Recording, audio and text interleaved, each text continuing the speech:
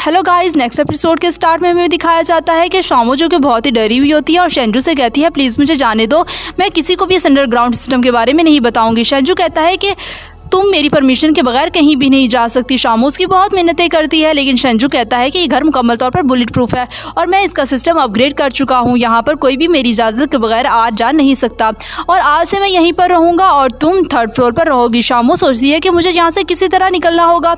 ये सोचकर वो लोहे की एक बार उठाती है और शेंजू को मारने लगती है, लेकिन जैसे ही वो शेंजू को मारने लगती है तो वो जो बार होती है वो उसका ब्रेसलेट बन जाता है और शेंजू के चेहरे पर एक ज़ोरदार थप्पड़ लगता है। उसे बहुत ही ज़्यादा गुस्सा आता है। शामू और भी डर जाती है। वो कहता है कि मैं तो तुम्हारे अच्छे के लिए सोच रहा था, मगर अब लगता है कि तुम इस काबिल नहीं। फिर वो अंडरग्राउंड सिस्टम को AI को बंद करने को कहता है और शामू को लेकर चला जाता है। दूसरी तरफ शामू इस ब्रेसलेट को उतारने की बहुत कोशिश करती है, लेकिन नाकाम रहती है। इधर टैंक को दिखाया जाता है जो शामू को मैसेज करती है और कहती है कि सब ठीक तो है। टैंक बहुत खुश हो जाती है कि यहाँ पर तो सिग्नल आ रहे हैं। वो फ़ौरन टैंक को कॉल करती है और कॉल करके बात करने ही लगती है तो वो कॉल शेंजू अटेंड करता है। तो वो टैंक समझकर फ़ौरन कहती है कि मैं किडनैप हो गई हूँ, जल्दी से पुलिस को कॉल करो और मुझे यहाँ से आकर ले जाओ। आगे से शेंजू कहता है कि मैं तुम्हें एडवाइस करता हूँ कि इस तरह की फजूल बातें मत करो और लीगल डिपार्टमेंट भी टेक डिपार्टमेंट की तरह बहुत अच्छे तरीके से काम करता है और इस तरह वो कॉल बंद कर देता है और शामू हैरान होकर रह जाती है कि ऐसे कैसा हो सकता है कि उसका फ़ोन यहाँ भी कनेक्टेड है। फिर दूसरी तरफ शेंजू अपनी AI से पूछता है कि तुमने सब सेटअप कर दिया है, तो वो कहती है जी मैंने कर दिया है। तो वो कहती है कि T9 रोबोट असल में मेन कोर है इन्फॉर्मेशन की और ये सब मैं मिसिज शामू को प्रोटेक्ट करने के लिए कर रही हूँ। दूसरी तरफ शामू उनको मुसलसल मैसेज कर रही होती है, लेकिन मैसेज नेगेटिव जा रहा होता है क्योंकि जो भी मैसेज वो करती है AI उसे डिटेक्ट करके कैंसिल कर देती है। फिर वो कहती है कि हाँ मैं ठीक हूँ, तो ये मैसेज फ़ौरन उस तक डिलीवर हो जाता है। टैंक कहती है बहुत अच्छा, अब तुम सो जाओ, गुड नाइट। फिर वो सर्च करती है कि किडनैप होने की कॉन्सिक्वेंसेस क्या हैं और वो इसके बारे में पढ़ रही होती है और साथ डर भी रही होती है। फिर उठकर बैग खोलना शुरू कर देती है। दूसरी तरफ शेंजू को दिखाया जाता है कि वो बहुत ही हंसता है कि ये शामू तो बहुत बड़ा ड्रामा है। तब उसकी AI कहती है कि ब्रेसलेट के अकॉर्डिंग शामू बहुत ज़्यादा डिप्रेस्ड है। फिर शेंजू कुछ किताबें उठाता है और शामू को देने चला जाता है। वो उसके कमरे का दरवाज़ा नॉक करता है और कहता है कि तुमने जो कुछ भी अंडरग्राउंड सिस्टम में देखा वो सब का सब लेटेस्ट रिबोट सिस्टम है जो हमारी टेक कंपनी से रिलेटेड है। और शेंजू कहता है कि मैं इस हवाले से कुछ बुक्स लाया हूँ और यहाँ पर रखकर जा रहा हूँ, तुम इन्हें पढ़ लेना तो तुम्हें सब कुछ समझ आ जाएगा। अगली सुबह दिखाया जाता है कि शेंजू की कंपनी में उसका असिस्टेंट अपने कलीग्स को बता रहा होता है कि कल जो लड़की थी वो बहुत ज़्यादा ही खूबसूरत थी और मिस्टर शेन जो कि खुद एक अच्छी पर्सनैलिटी के मालिक हैं, तो वो किस तरह इस तरह की खूबसूरत लड़की को इग्नोर कर सकते हैं। तो उसके दोस्त इसके बारे में पूछ ही रहे होते हैं तो पास बैठी एक फीमेल क्लाइंट कहती है कि मैं नहीं मानती क्योंकि मिस्टर शेन की पर्सनैलिटी इस तरह की नहीं है और ये जो कुछ तुम बयान कर रहे हो कि उनकी अपीयरेंस के बारे में बहुत कुछ बढ़ा चढ़ा कर बोल रहे हो। ये सब बातें कर ही रहे होते कि अचानक मिस्टर शेन आ जाता है और कहता है कि मिस्टर किन, तो उसका असिस्टेंट बहुत ज़्यादा डर जाता है। शेंजू कहता है कि सब मीटिंग के लिए तैयार हो जाएं और डिनर का वक्त भी चेंज कर दें। उसका असिस्टेंट उसके पास आकर कहता है कि आप नाश्ते में क्या पसंद करेंगे, तो वो तंज करते हुए कहता है कि इन्हें रेनी डे के लिए सेव करके रख दो। दूसरी तरफ शामू को दिखाया जाता है कि जो अभी तक सो रही होती कि अचानक अलार्म बजता है कि उसने 2 बजे एक जगह इंटरव्यू के लिए जाना है। तब वो जल्दी से उठती है और तैयार होती है। इधर शेंजू को दिखाया जाता है वो अपने क्लाइंट्स के साथ मीटिंग कर रहा होता है। शामू तैयार होकर जाने लगती है तो देखती है कि शेंजू ने उसके लिए ब्रेकफास्ट भी तैयार किया हुआ है। फिर वो ब्रेड का एक स्लाइस उठाती है और जाने की लगती है कि उसे याद आता है कि शेंजू ने तो इसे कहा था कि वो इसकी परमिशन के बगैर कहीं भी आ जा नहीं सकती और इसलिए वो दरवाज़ा लॉक करके गया है। तो वो फ़ौरन उसको कॉल करती है। जैसे ही शामू की कॉल आती है शेंजू मीटिंग ख़त्म करता है और शामू की कॉल सुनने के लिए चला जाता है। शामू कहती है कि तुम कहाँ हो, दरवाज़ा खोलो, मुझे कहीं जाना है। तो शेंजू कहता है कि मैंने तुम्हें कहा था कि तुम मेरी इजाज़त के बगैर कहीं भी नहीं जा सकती। तो शामू कहती है कि आज मेरा इंटरव्यू है और मेरे लिए इतना आसान नहीं कि मैं दोबारा इस तरह की जॉब तलाश कर सकूँ। तो शेंजू कहता है कि मैंने तुम्हें 3 मंथ तक तुम्हारी जॉब अरेंज कर दूंगा। तो शामू कहती है कि तुम्हें पता भी है कि मुझे किस तरह की जॉब चाहिए। तो शेंजू कहता है कि स्टैनटेक की सैलरी बहुत ज़्यादा है, तुम वहाँ पर काम कर सकती हो। तो शामू कहती है बहुत अच्छा मजाक है, तुम्हें रोबोट्स अच्छे लगते हैं लेकिन इसका मतलब ये नहीं कि मुझे भी अच्छे लगते हों। वो कहती है कि मैं स्टेशन में वीडियो एडिटर बनना चाहती हूँ, मुझे कोई और जॉब बिल्कुल भी पसंद नहीं है।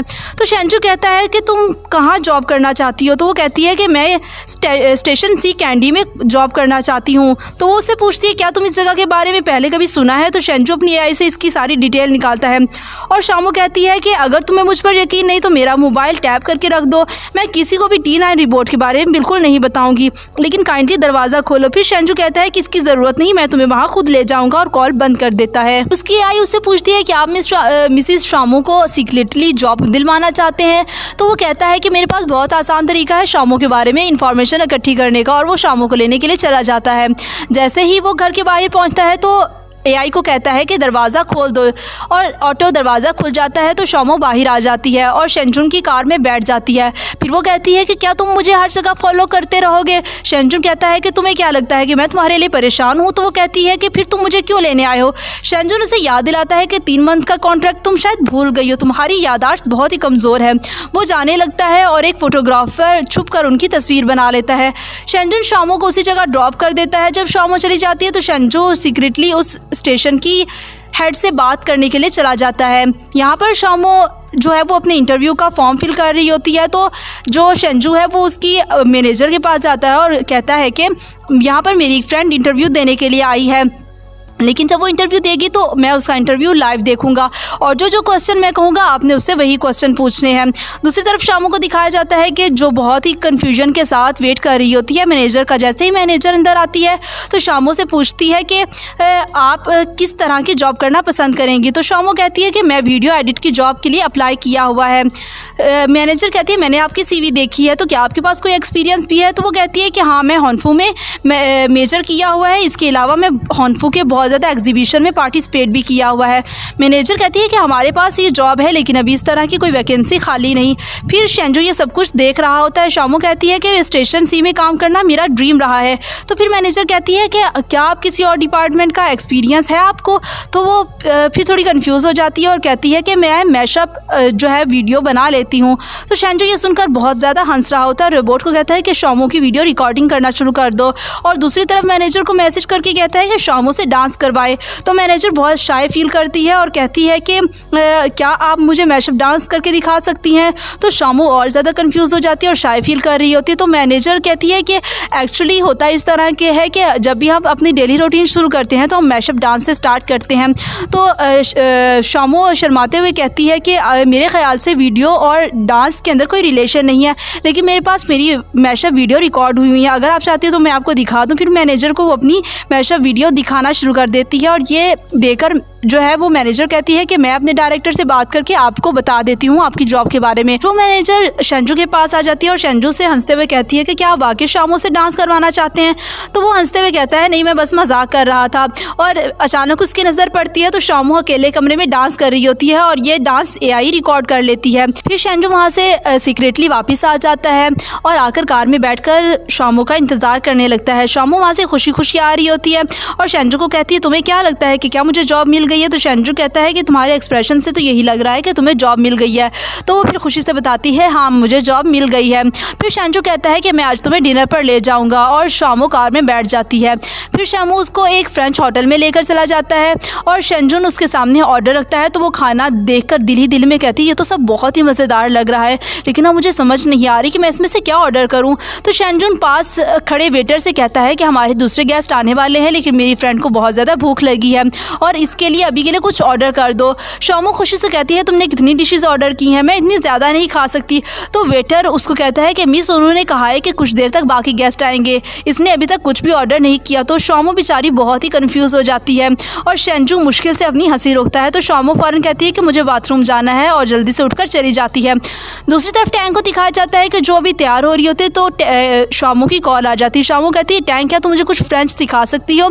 सिर्फ 3 सेंटेंसेस तुम मुझे सिखा दो। तो वो कहती है कि मैं फ्रेंच फूड के बारे में सीखना चाहती हूँ और कहती है कि क्या तुम फ्रेंच होटल में हो? तो शामू कहती है कि हाँ, मैं वहीं पर हूँ। टैंक कहती है मैं भी वहीं जा रही हूँ। तो वो कहती है कि ऐसी बात है कि असल में मुझे ऐसे लगता है जैसे मैं और शेंजून एक दूसरे के लिए सूटेबल नहीं है और मुझसे ये सब नहीं होता। और रही बात 3 मंथ की, तो मेरे लिए ये सब कुछ बर्दाश्त करना बहुत मुश्किल है। टैंक कहती है कि तुम्हें मैंने यही कहा था कि ये सब तुम्हारे लिए बहुत ज़्यादा मुश्किल होगा। शामू कहती है अच्छा, अब ये सब बातें बंद करो और जल्दी से मुझे सेंटेंसेस सेंड करो क्योंकि अभी इसके अलावा मेरे पास और कोई चॉइस नहीं। टैंक कहती है ठीक है, मैं बाहर जा रही हूँ और मैं तुम्हें टेक्स्ट कर दूंगी, और कॉल बंद करके चली जाती है। शामू वापस आती है और शेंजू ने इसके लिए खाना ऑर्डर किया होता है। वो इसको अपने साथ बैठने के लिए कहता है और कहता है कि अभी कुछ गेस्ट आने वाले हैं। फिर शामू खाना देखकर बहुत ही खुश हो जाती है और खाने लगती है। तो शेंजून उसकी तरफ देख रहा होता है। वो कहती है कि आप खाना पसंद नहीं करेंगे? तो वो कहता है मुझे भूख नहीं। और फिर जो शामू होती है वो जल्दी जल्दी से हर डिश को चेक करना शुरू कर देती है। तो शेंजुन ये देखकर बहुत हंस रहा होता है और कहता है कि मुझे नहीं लगता था कि तुम फूडी होगी। शामू कहती है क्यों नहीं, मैं वैसे भी इतनी टैलेंटेड हूँ। और वहाँ से अचानक टैंग एक गेस्ट के साथ आ जाती है। तो मिस्टर शेन को कहते हैं कि सॉरी हम लेट हो गए हैं। टैंग और शामू एक दूसरे को देखकर हैरान रह जाती है और फिर वो एक दूसरे को इंट्रो करवाते हैं। शेंजुन शामू का हाथ पकड़कर कहता है कि ये मेरी गर्लफ्रेंड है। तो वो कहता है कि मुझे नहीं पता था कि आप इतनी मसरूफियात के बावजूद आपके पास गर्लफ्रेंड भी है। तो वो कहता है कि मैं असल में इसे पब्लिक नहीं करना चाहता था, लेकिन चूंकि कुछ रिपोर्टर्स को पता चल गया है तो अब इसको मज़ीद छुपाने की ज़रूरत नहीं। तो वो कहता है कि ये न्यूज़ सुनकर तो प्रेसिडेंट बहुत ज़्यादा खुश होंगे। शेंजुन कहता है कि प्रेसिडेंट ने अभी तक मुझे कोई मैसेज नहीं किया, मुझे नहीं लगता कि उनको इस न्यूज़ के बारे में पता चला होगा। दूसरी तरफ प्रेसिडेंट को दिखाया जाता है, उसकी आई उसको बता रही होती है कि जिस तरह आपने कहा था मैं उसी तरह कोशिश कर रही हूँ और शेंजू और शामू को एक दूसरे के करीब कर रही हूँ। तो प्रेसिडेंट कहता है कि तुमने ना सिर्फ कॉन्ट्रैक्ट प्रपोजल पास किया बल्कि तुमने इन रिपोर्टर्स को भी फेल किया कि जो शेंजू को बदनाम करना चाहते थे। और फिर वो सोचता है कि पास्ट में इसके साथ बहुत कुछ हुआ है और वो अभी तक इस तरह के रिलेशनशिप पर यकीन नहीं करता। उसकी एआई कहती है आप फिक्र ना करें, एआई इस चीज़ में अपने मास्टर की हेल्प करेगी। फिर वो एआई को ऑफ कर देता है और कहता है कि मेरा सिर्फ एक ही ग्रैंडसन है और मैं ये बर्दाश्त नहीं कर सकता कि वो इस तरह की सिचुएशन में रहे। और यहीं पर एपिसोड 2 का एंड हो जाता है।